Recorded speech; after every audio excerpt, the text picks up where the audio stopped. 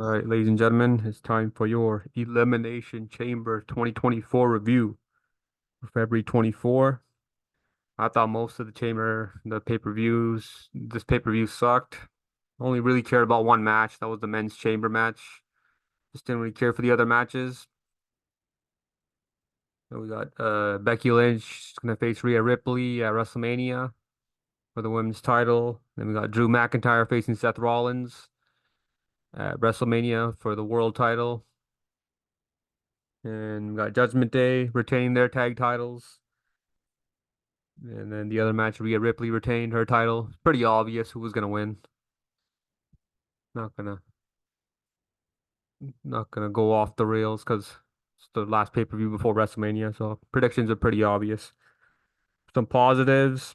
Go with Tiffany Stratton. I thought she impressed in the women's chamber match, even though she didn't win. You had in the men's elimination chamber, Logan Paul was like drawing.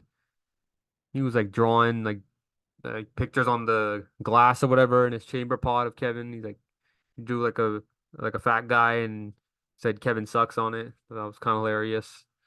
I thought Randy Orton, I thought he was injured because I don't know if he was selling or if he was really injured because he finished the match. So I'm thinking, did he mess up his back again and he's gonna be out of WrestleMania, or are they gonna?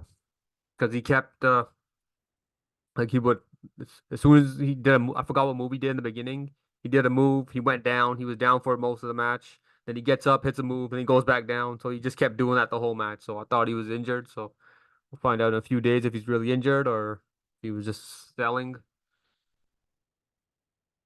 Yeah, other than that, it's not a whole lot happened on this show. It was a weak card too. He didn't have Roman Reigns or The Rock on it. He had yeah, your big names, well, Cody Rhodes and Seth Rollins. Didn't really care for that segment either. That was a decent segment at best. I thought Austin Theory was hilarious during the Grayson Waller segment with all four guys were in the ring. He was like he was doing the Rock's catchphrases and the Rock's insults at Cody Rhodes. I thought it was kind of funny. All right, let's start with the matches now.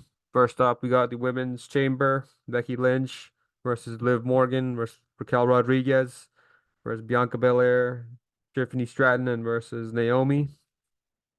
Becky Lynch and Naomi are starting the match. Tiffany Stratton's in next, followed by Liv Morgan. And then we had Becky Lynch she locked Tiffany into like an arm lock, like an arm submission through the chain. Tiffany Stratton she eliminated Naomi with a 3 count.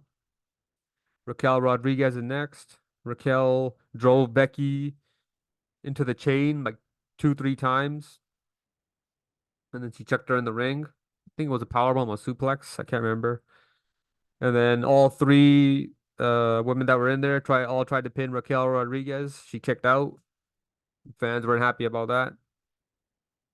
Bianca Belair enters next. She pushes Tiffany Stratton into the pod. Bianca hit Raquel with a DDT, and then Liv Morgan dove off the pod onto so Liv Morgan she like jumped off the pod and Raquel was like hanging across the ropes. It was a brutal spot. Tiffany dove off the pod onto the women. That's in the picture there. And then Liv Morgan eliminated Tiffany with a roll up for the 3 count. Raquel hit Bianca with a power bomb. Becky hit Raquel with an arm bar, or she applied the arm bar. Raquel hit a double power bomb. Bianca hit Raquel with the KOD for the 3 count to eliminate Raquel. Liv Morgan hit Becky Lynch with a superplex. Bianca hit a 450, and then Becky Lynch got her knees up. That looked brutal. And then Liv Morgan hit Bianca, or she pinned Bianca for the 3 count. And then Becky hit Liv with the handle slam, the manhandle slam for the win and the 3 count. So Becky Lynch advances to WrestleMania for the women's title. Next up, we got Judgment Day versus Finn Balor and Damian Priest. I just don't really care for this. Let's fast forward to the end of the match. Damian Priest hit a double choke slam from the second rope there, and then Finn Balor hit the double stomp for the win from the top rope. It could be Finn Balor and Damian Priest facing The Miz and R-Truth, looks like. WrestleMania for the tag titles. So we'll see what happens there. Next up, we got Seth Rollins and Cody Rhodes on the Grayson Waller effect. Grayson Waller asked him, "Do you have a preference on who you like to face at WrestleMania? Who do you think's gonna win the Chamber?" Seth Rollins says, "It doesn't matter what face at that Chamber. I'm a visionary." He kept doing that. And his song, the fans chant is that stupid "whoa" chant for like too long on Seth Rollins' song, man. Takes forever to start the segment. It's ridiculous. Yeah, Cody Rhodes uh says, "Are there any crybabies here?" Cody says, "You have to be around people to be the people's champion," taking more shots at The Rock. And then he challenges The Rock anytime, any place. So he challenges The Rock to a one-on-one match. Think this is most likely gonna turn to a tag match with Rock teaming with Roman, but and Cody teaming with Seth. But we'll just wait and see because The Rock's gonna be on SmackDown on Friday. So we'll see what happens there. And then Austin Theory was like using The Rock's catchphrases to insult Cody Rhodes. Seth Rollins thought it was amusing until like the last one, and then Cody Rhodes and Seth beat up Austin Theory, and then the whole time Grayson Wall's not even helping his boy. He's just chilling there and doing nothing. You got a picture of that?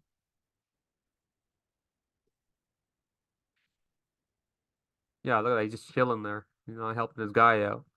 So I think it's gonna be Theory and oh, shit, hold on. Gonna be Theory and Waller feuding going into Mania. And then, yeah, so it looks like they're gonna break up Grayson Waller, Austin Theory. I just don't really care for those two. Just whatever. All right, next up we got the men's chamber match with Kevin Owens, Logan Paul, Bobby Lashley, Randy Orton, LA Knight, and Drew McIntyre. LA Knight and Drew McIntyre start the match. LA Knight bashed Drew's head off of first Logan. He went to Logan Paul's chamber pod. He bashed his head like 10, 20 times off the glass. And then he went over to Kevin Owens chamber pod and he bashed his head off that. And then the same time LA Knight was bashing Drew's head into the glass. KO was like punching where LA Knight was putting his head into the spot of the glass. Thought that was hilarious. KO's in next. Owens hits a frog splash on Drew for a 2 count. Bobby Lashley's in, is the next guy in. Lashley hit Drew with a spine buster for a near fall. Randy Orton's in next. He nailed KO with a DDT on the outside, or like where the padded area in the ring. So looks like Randy Orton's injured, even though he did the DDT. He was selling a lot. Not sure if it was selling or if he was really injured. LA Knight hit McIntyre with a DDT. And then KO attacked Logan Paul in the pod as soon as Paul entered the match. And he tossed him into the pod to basically trap him. Lashley spear Logan Paul through the glass. That looked brutal. That reminded me of when Goldberg, what was it, Oath? I think it was 2003 chamber match. He speared Jericho through the glass, and that was real glass back in the day. No, that was dope. Lashley spearing Logan Paul. And then soon as he turned around, Drew nailed Lashley with the Claymore. The timing was perfection on that one. And then back in the ring, Drew hit Lashley with another Claymore. And he got the 3 count, so Lashley's eliminated. LA Knight hit Drew with the superplex. And then LA Knight hit Randy Orton with the BFT. He didn't get all of it. He got like probably half of it. And then out of nowhere, AJ Styles, he shows up. He hits LA Knight with a chair. And then he hit the Styles Clash on the chair. And then Drew pinned LA Knight to eliminate him for the 3 count. So it looks like they're gonna go with AJ Styles and LA Knight feud for WrestleMania. It's gonna lead to the match. So hopefully get some good promos there. And KO hit Randy Orton with the Swanton for a 2 count. KO will hit a pop-up power bomb on McIntyre. Randy hit KO with the RKO for the 3 count. And then Logan Paul dove off the chamber pod and hit Drew McIntyre. Randy Orton hit an RKO on Logan Paul for the 3 count to eliminate Logan Paul. And then, yeah, so we're down to Randy Orton and Drew McIntyre. Randy hit a DDT on Drew, and then Drew returned the favor with by hitting Randy with a spine buster. Randy hit an RKO on Drew, and then out of nowhere, Logan Paul just hit the brass knucks on Randy. And then Drew just goes over to Orton and pins him and gets the 3 count. So Drew McIntyre advances to the main event at WrestleMania to face Seth Rollins. Most likely Drew McIntyre should win. And he can finally get he can win the world title in front of fans instead of a warehouse against Brock Lesnar in 5 minutes, like he did during COVID. And then next up, we got Rhea Ripley. She defeats Nia Jax with the Riptide. I still don't really care for this match either. I don't even know what the storyline was for this.